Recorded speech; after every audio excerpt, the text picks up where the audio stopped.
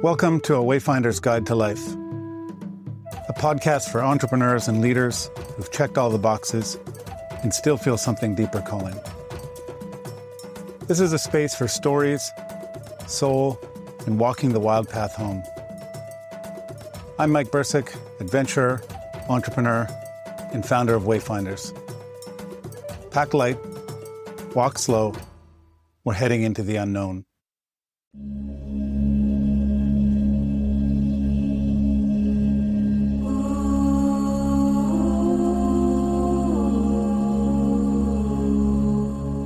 I begin this episode with a reading from the writer Clarissa Pinkola Estes. The doors to the world of the wild self are few but precious. If you have a deep scar, that is a door. If you have an old story, that is a door. If you love the sky and the water so much, you almost cannot bear it, that is a door. If you yearn for a deeper life, a full life, a sane life, that is a door.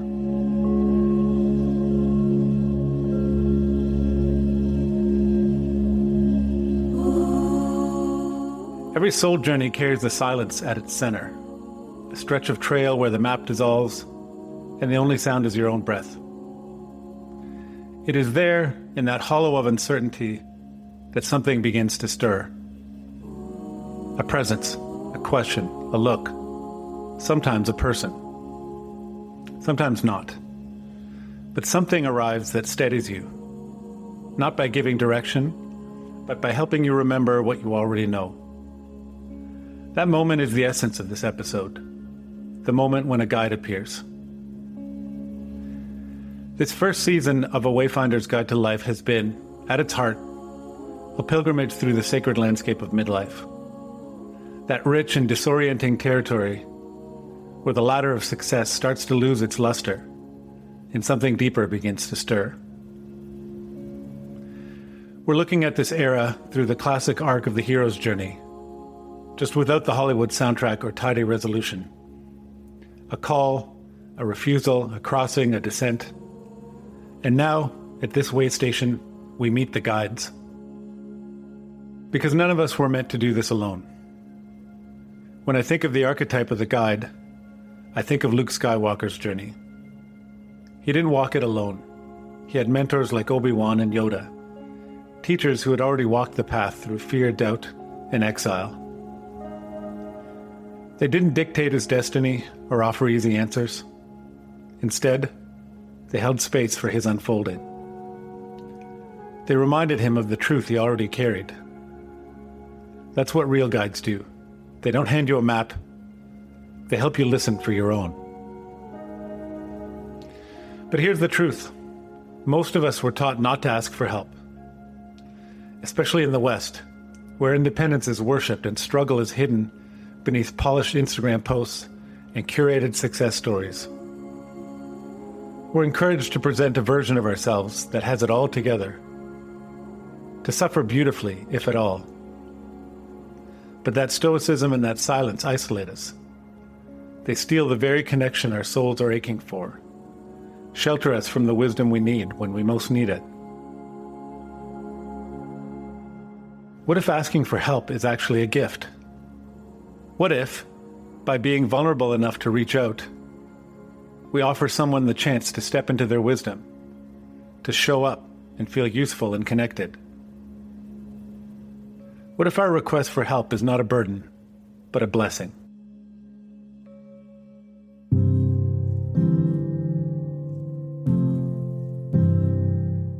When everything started to unravel in my early 30s, my guide appeared. Quiet, unassuming, a middle-aged man named David Cornfield. David entered my life at a time when hope was hard to find. I was nearly 2 years into the long dark night of the soul we call depression. His CV might have read psychotherapist, but to me he became so much more. A mentor, a spiritual companion, a father figure, a friend. I don't remember exactly how I found him. Maybe it was a Google search. But from my current vantage point, looking back, it feels like the universe placed him gently in my path. just when I was cracked wide open enough by my suffering and finally ready to be guided. Week after week, David walked with me through the wilderness of my crisis. Like Obi-Wan, he offered few answers. But his presence opened a doorway into my own wisdom and my own healing. He challenged me. He called me out, lovingly and with grace. After a few months, he invited me into a therapy group he ran with his wife, Lindsay. There I found more companions for the road, fellow wanderers, people who didn't try to fix me but simply walked beside me. It is not an exaggeration to say that I might not be here today if not for David. He arrived when the last light had almost gone out. And that experience changed something in me. It reshaped how I understand what it means to be a guide and how I hold space for others on their own path.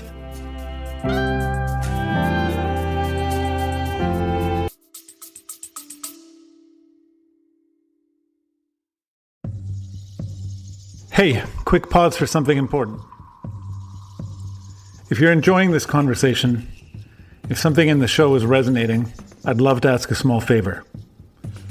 Go ahead and hit pause and make sure you're following or subscribed to the show. That way you won't miss some amazing upcoming episodes. Go ahead, I'll wait.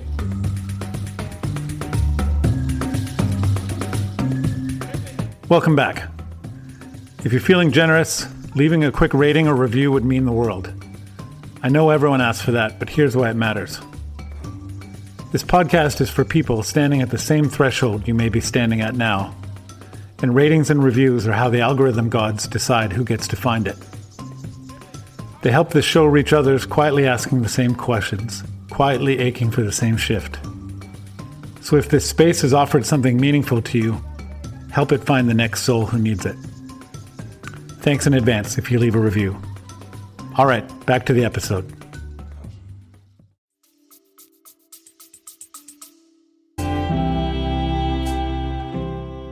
But not every guide arrives in a moment of crisis or through a therapist's door. Sometimes they are already in our orbit, friends, siblings, colleagues, quietly holding wisdom we have never asked to hear. And the only thing standing between us and that guidance is our own guardedness. So here's an invitation. Try softening. Be willing to name what you're navigating, even if clumsily. Say, I'm in something right now, and I don't quite know which way is forward. That kind of honesty is magnetic. It draws out the wisdom in others. It opens space for your people to step forward, not to fix, but to walk beside. And if your current circle cannot hold that kind of depth, or if the solitude feels too thick, know that your next guide might be waiting in the pages of a book, at the other end of a shared experience, or across from you in a quiet cafe. It might be a mentor, a coach, a spiritual elder. Or it might be a new soul friend. The search for guidance is a sacred act. Not because we're lost, but because we're ready to listen more deeply. Here's something I've learned through years of leading adventures around the world and working with dozens of incredible local guides. Good guides are never just knowledgeable. They're attuned. Whether we're hiking thick jungle in Uganda or trekking to a remote monastery in Bhutan, our local guides often become unexpected soul mirrors. They don't just know the terrain, they are the terrain, grounded, patient, fierce when necessary. They understand that a good guide doesn't take the journey for you. They create the conditions for you to walk it yourself, to discover your own path.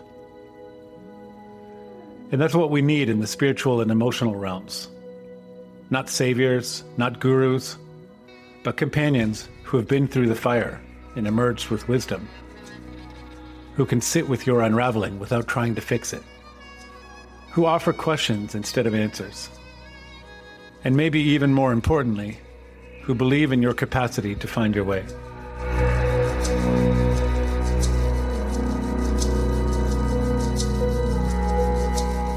There's an exercise I've done on several Wayfinders adventures called the Clearness Committee. It comes from the Quaker tradition and is rooted in the belief that each of us holds an inner teacher, a source of clarity we often overlook in the noise of everyday life.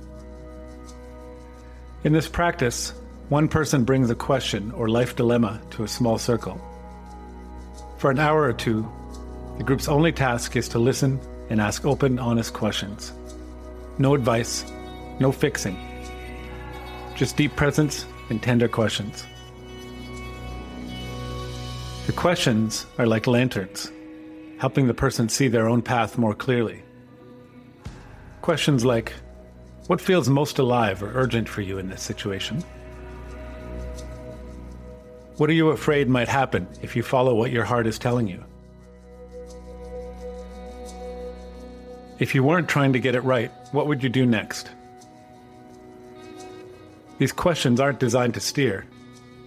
They're not cleverly disguised advice with a question mark, like, have you thought of... They're designed to unlock, to probe gently into the caverns of your heart and soul.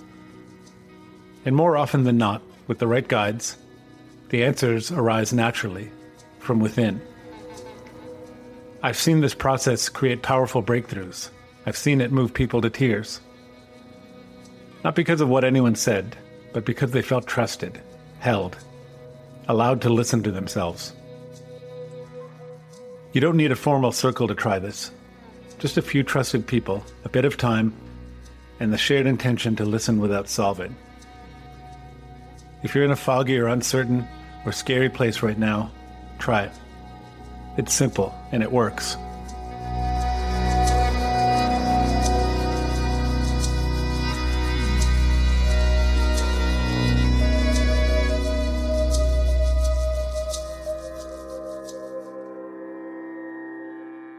So how do we stay open? How do we become the kind of people who recognize guidance when it arrives? It starts with unlearning. Unlearning the myth of the lone wolf. The myth that says strength equals certainty. That says we're supposed to have it all figured out. Instead, we cultivate a posture of humility, of wonder, of being willing to say, I don't know, but I'm listening. As the Chinese mystic Lao Tzu said, when the student is ready, the teacher appears. We stay open by slowing down, by paying attention to the small signs, the synchronicities, the nudges, the quiet voice we usually override, by surrounding ourselves with people who know how to hold space, not steal it, and by tending to our inner guide, that voice within that's often drowned out by the noise of daily life. Sometimes the hardest part isn't receiving guidance, it's recognizing we're worthy of it. So I want to offer you a few soul prompts. Explore them with a journal, a pen, and some stillness. Who has shaped your inner path the most?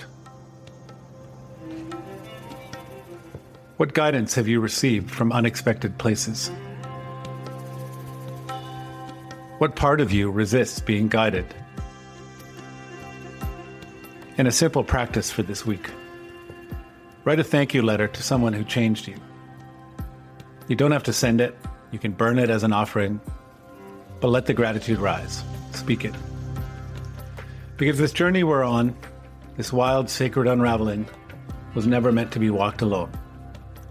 Even in the silence, even in the dark, you are not alone.